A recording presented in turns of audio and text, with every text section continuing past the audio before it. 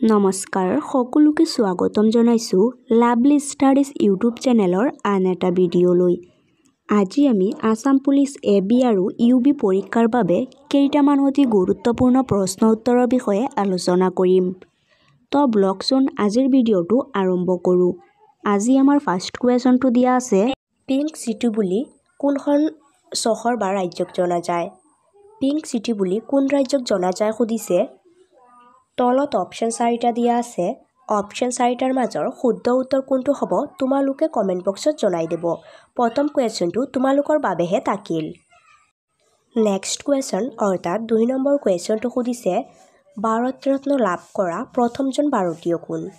ভাৰত ৰত্ন লাভ কৰা প্ৰথমজন ভাৰতীয় কোন আছিল সুধিছে। তলত অপশ্যন 4টা দিয়া আছে।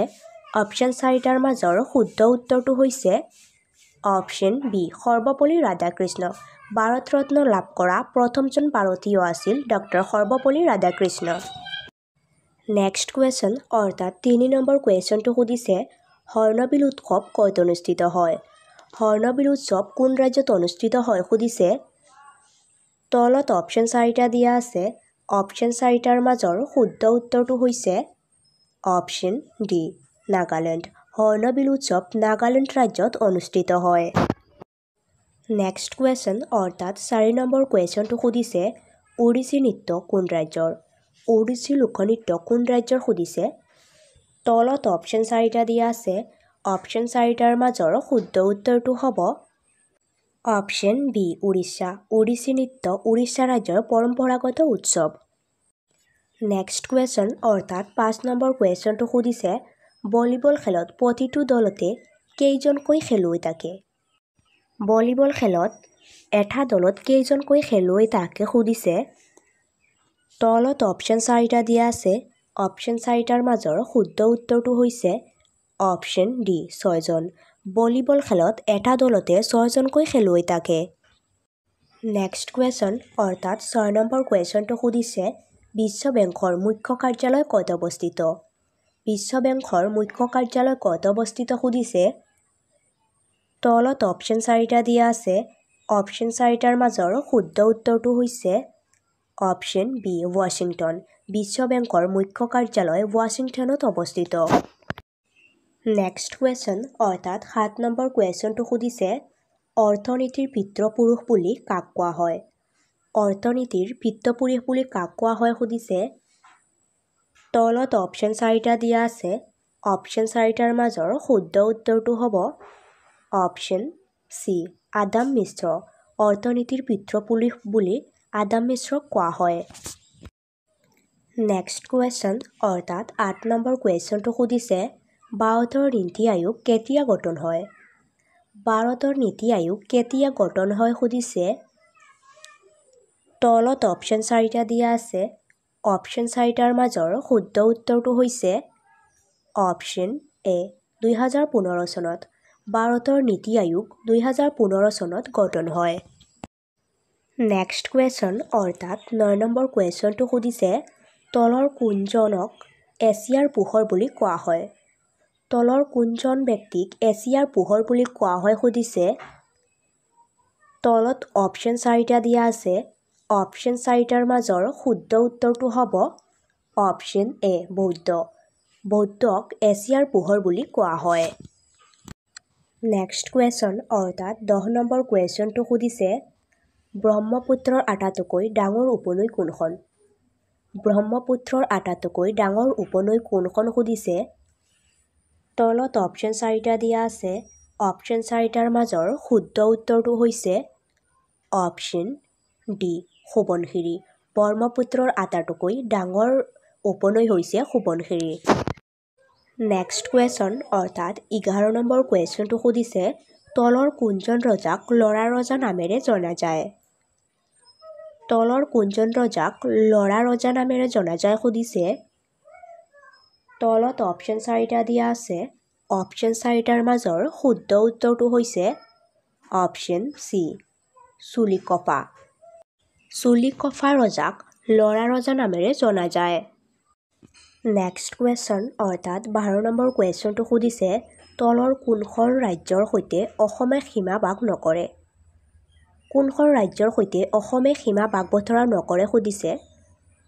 তলত অপশ্যন 4টা দিয়া আছে। অপশ্যন 4টাৰ মাজৰ শুদ্ধ উত্তৰটো হৈছে অপশ্যন চি ছিকিম। অসমে ছিকিম ৰাজ্যৰ সৈতে সীমা ভাগ-বতৰা নকৰে। নেক্সট কুৱেশ্যন অৰ্থাৎ 13 নম্বৰ কুৱেশ্যনটো সুধিছে অসম কেতিয়া বংগৰ পৰা পৃথক হৈছিল? অসম কেতিয়া বংগৰ পৰা পৃথক হৈছিল সুধিছে। তলত অপশ্যন 4টা দিয়া আছে। অপশ্যন 4টাৰ মাজৰ শুদ্ধ উত্তৰটো হৈছে অপশ্যন বি 1874 চনত। অসম 1874 চনত বংগৰ পৰা পৃথক হৈছিল।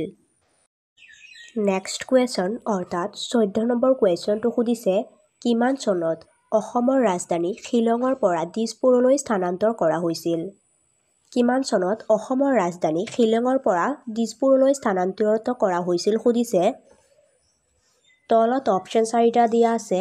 অপশ্যন 4টাৰ মাজৰ শুদ্ধ উত্তৰটো হৈছে অপশ্যন এ 1973 চনত। 1973 চনত অসমৰ ৰাজধানী শ্বিলঙৰ পৰা দিছপুৰলৈ স্থানান্তৰিত কৰা হৈছিল। নেক্সট কুৱেশ্যন অৰ্থাৎ 15 নম্বৰ কুৱেশ্যনটো সুধিছে ইয়াণ্ডাবু সন্ধি কিমান চনত স্বাক্ষৰিত হৈছিল? ইয়াণ্ডাবু সন্ধি কিমান চনত স্বাক্ষৰিত হৈছিল সুধিছে। তলত অপশ্যন 4টা দিয়া আছে। অপশ্যন 4টাৰ মাজৰ শুদ্ধ উত্তৰটো হৈছে অপশ্যন এ 1826 চনত। ইয়াণ্ডাবু সন্ধি 1826 চনত স্বাক্ষৰিত হৈছিল। নেক্সট কুৱেশ্যন অৰ্থাৎ 16 নম্বৰ কুৱেশ্যনটো সুধিছে অসম বিধানসভাৰ মুঠ আসন কেইখন? অসম বিধানসভাৰ মুঠ আসন কেইখন সুধিছে। তলত অপশ্যন 4টা দিয়া আছে। অপশ্যন 4টাৰ মাজৰ শুদ্ধ উত্তৰটো হৈছে অপশ্যন ডি 126খন। অসম বিধানসভাৰ মুঠ আসন 126খন। নেক্সট কুৱেশ্যন অৰ্থাৎ 17 নম্বৰ কুৱেশ্যনটো সুধিছে অসমত আটাইতকৈ কম বয়সৰ বাবে মুখ্যমন্ত্ৰী হোৱা ব্যক্তিজন কোন? অসমত আটাইতকৈ কম বয়সৰ বাবে মুখ্যমন্ত্ৰী হোৱা ব্যক্তিজন কোন আছিল সুধিছে। তলত অপশ্যন 4টা দিয়া আছে। অপশ্যন 4টাৰ মাজৰ শুদ্ধ উত্তৰটো হৈছে অপশ্যন ডি ভূমিধৰ বৰ্মন। অসমত আটাইতকৈ কম বয়সৰ বাবে মুখ্যমন্ত্ৰী হোৱা ব্যক্তিজন আছিল ভূমিধৰ বৰ্মন। নেক্সট কুৱেশ্যন অৰ্থাৎ 18 নম্বৰ কুৱেশ্যনটো সুধিছে অসম বিধানসভাৰ প্ৰথম অধ্যক্ষ কোন আছিল? অসম বিধানসভাৰ প্ৰথম অধ্যক্ষ কোন আছিল সুধিছে। তলত অপশ্যন 4টা দিয়া আছে। অপশ্যন 4টাৰ মাজৰ শুদ্ধ উত্তৰটো হৈছে অপশ্যন চি বসন্ত কুমাৰ দাস। অসম বিধানসভাৰ প্ৰথম অধ্যক্ষ আছিল বসন্ত কুমাৰ দাস। নেক্সট কুৱেশ্যন অৰ্থাৎ 19 নম্বৰ কুৱেশ্যনটো সুধিছে অসম চুক্তি স্বাক্ষৰিত হোৱাৰ সময়ত ভাৰতৰ প্ৰধানমন্ত্ৰী কোন আছিল? অসম চুক্তি স্বাক্ষৰিত হোৱাৰ সময়ত ভাৰতৰ প্ৰধানমন্ত্ৰী কোন আছিল সুধিছে। তলত অপশ্যন 4টা দিয়া আছে। অপশ্যন 4টাৰ মাজৰ শুদ্ধ উত্তৰটো হ'ব অপশ্যন ডি ৰাজীৱ গান্ধী। অসম চুক্তি স্বাক্ষৰিত হোৱাৰ সময়ত ভাৰতৰ প্ৰধানমন্ত্ৰী আছিল ৰাজীৱ গান্ধী। নেক্সট কুৱেশ্যন অৰ্থাৎ লাষ্ট কুৱেশ্যনটো সুধিছে অসম চুক্তি ফলস্বৰূপে গঠন হোৱা অসমৰ তেল শোধনাগাৰটোৰ নাম কি? অসম চুক্তি ফলস্বৰূপে গঠন হোৱা অসমৰ তেল শোধনাগাৰটোৰ নাম কি সুধিছে। তলত অপশ্যন 4টা দিয়া আছে। অপশ্যন 4টাৰ মাজৰ শুদ্ধ উত্তৰটো হৈছে অপশ্যন বি নুমলীগড় শোধনাগাৰ।